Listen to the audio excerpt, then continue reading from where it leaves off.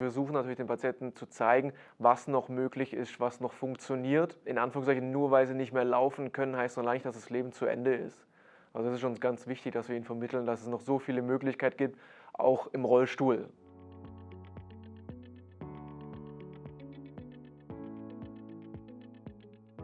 Seit 2013 haben wir das Exoskelett im Haus. Und generell kann man sagen, dass sowohl komplett gelähmte als auch inkomplett gelähmte Patienten für das Exoskelett geeignet sind.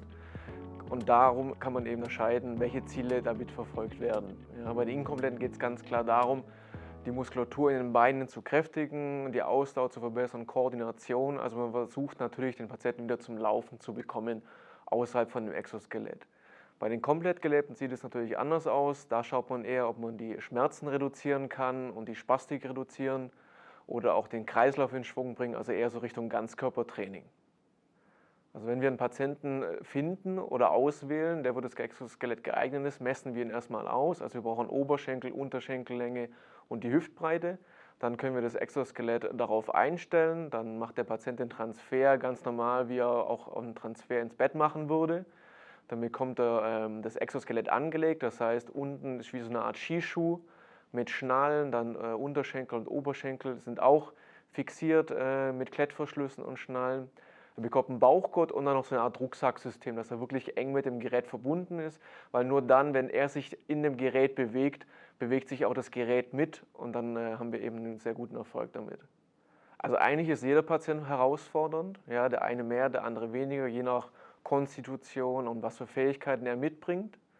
Und dementsprechend muss man natürlich am Anfang den Patienten auch sagen, okay, es ist immer noch eine Art Roboter, das heißt, er muss sich ein bisschen auf das Gerät einlassen, das braucht immer so 2, 3 Trainingseinheiten.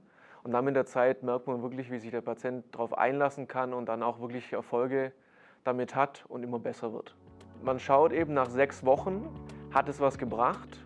Hat es nichts gebracht? Okay, macht man es weiter oder wechselt man auf ein anderes Gerät? Das wird immer mit Absprache mit dem zuständigen Therapeuten entschieden. Primär in der Software wurde etwas verbessert. Das heißt, wir können das Gerät viel genauer auf den Patienten einstellen, auf die Fähigkeiten, können während dem Laufen schon sehen, okay, Patient macht so und so viel mit. Das heißt, wir können das Gerät dann direkt darauf einstellen, dass es weniger macht. Wir können inzwischen auch mit Widerständen arbeiten, wir können das Gerät viel freier machen.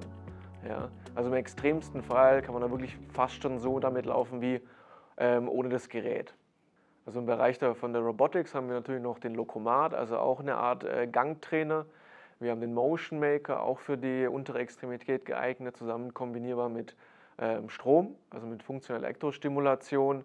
Wir haben verschiedene Geräte auch für die obere Extremität, also für die Arme, auch im Bereich Robotics. Dann noch den großen Bereich der Elektrostimulation unter der Leitung von Frau Dr. Ines Bersch. Und dann natürlich noch die klassischen Therapien wie Physiotherapie, Ergotherapie, Sporttherapie, Sozialberatung und so weiter.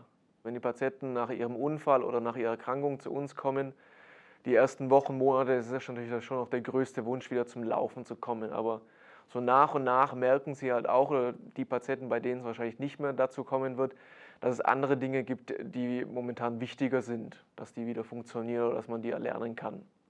Also besonders schön sind natürlich die Momente, wenn der Patient schon länger nicht mehr gestanden ist, ja, und dann mal wieder ins Stehen kommt und mal zum Beispiel auch mal wieder seine Frau in den Arm nehmen kann, wenn er mal wieder steht oder auch generell einfach mal wieder zum Laufen kommt. Das sind natürlich schöne Momente.